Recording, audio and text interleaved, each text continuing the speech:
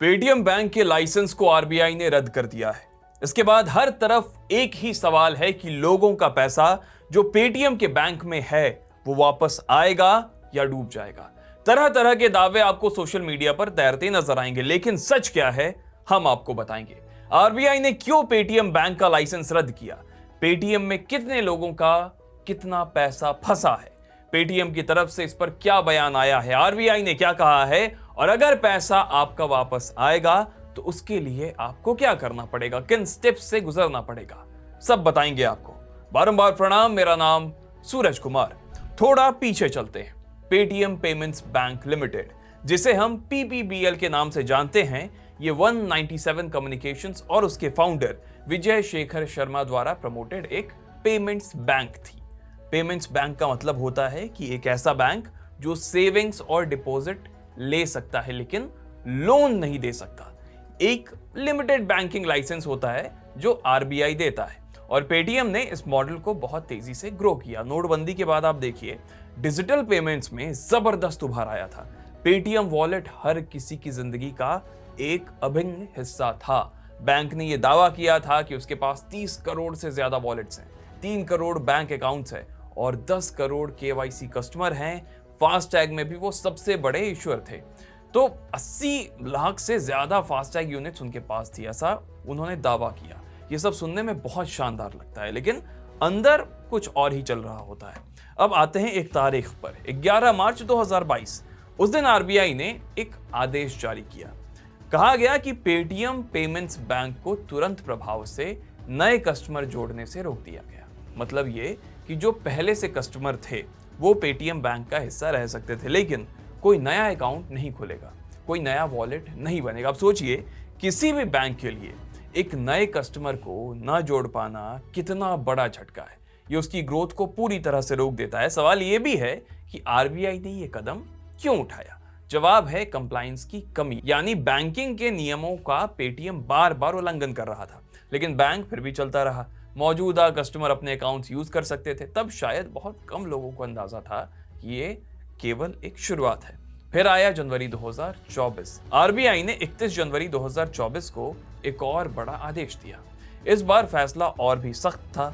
RBI ने कहा कि 29 फरवरी 2024 के बाद पेटीएम पेमेंट्स बैंक के किसी भी अकाउंट में, चाहे वो सेविंग अकाउंट हो, करंट हो, प्रीपेड वॉलेट हो, फास्टैग हो, कोई भी नया डिपॉजिट नहीं होगा, ना ही क्रेडिट होगा, कोई टॉपअप नहीं होगा। हाँ, अगर इंटरेस्ट है, कैशबैक है, रिफंड है, वो आ सकता है।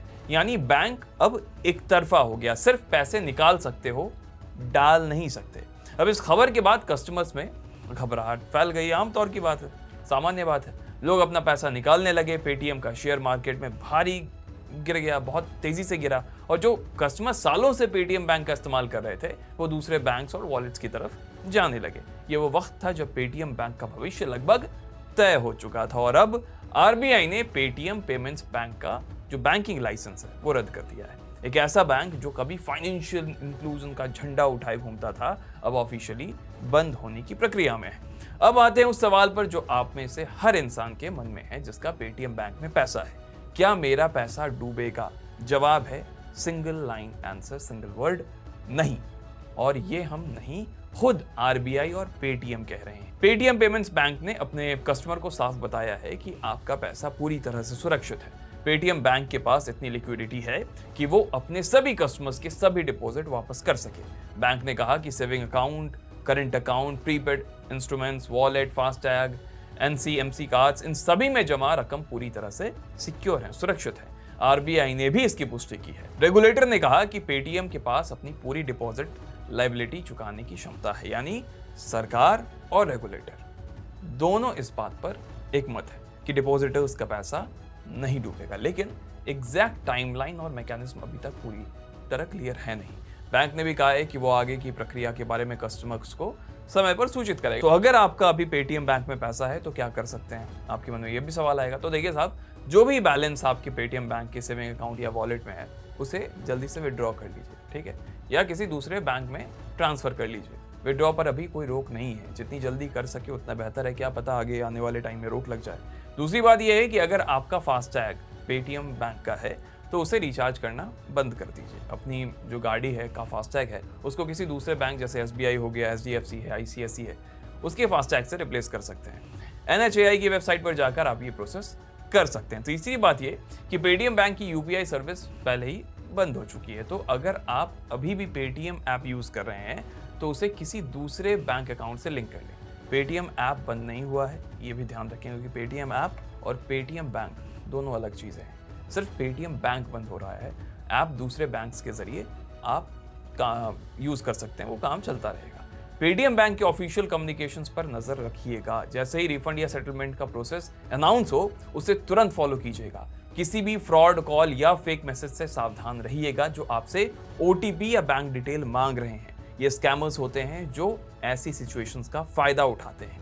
पांचवी बात, अगर आपके NCMC कार्ड में पैसे हैं तो उसे भी जल्द से जल्द यूज करिए या उस बैलेंस की जानकारी के लिए पेटीएम बैंक के कस्टमर केयर में संपर्क कीजिए। तो साहब, ये है पेटीएम बैंक की पूरी कहानी, एक उम्मीद से शुरू होकर एक सबक पर खत्म हुई कहानी। लाखों कस्टमर्स के लिए ये एक अनकंफर्टेबल एक्सपीरियंस रहा, लेकिन राहत की बात यह है कि उनका पैसा सुरक्षित बताया जा रहा है। आने वाले हफ्तों में रिफंड की प्रक्रिया और ज्यादा साफ होगी। तब तक सतर्क रहिएगा, इन्फॉर्म्ड रहिएगा और अपने फाइनेंसेस को लेकर हमेशा एक से ज्यादा विकल्प रखिएगा। तो अगर ये वीडियो आपके काम आई तो लाइक कीजिए, अपने दोस्तों और परिवार के साथ शेयर करें जिनका पेटीएम बैंक में पैसा हो सकता है, और हमारे चैनल को सब्सक्राइब करिए ताकि ऐसी जरूरी जानकारी हम आप तक पहुंचा सके। कैमरे के पीछे गीतांश हैं, मेरा नाम सूरज है। देखते रहिए न्यूज़ पंच। शुक्रिया।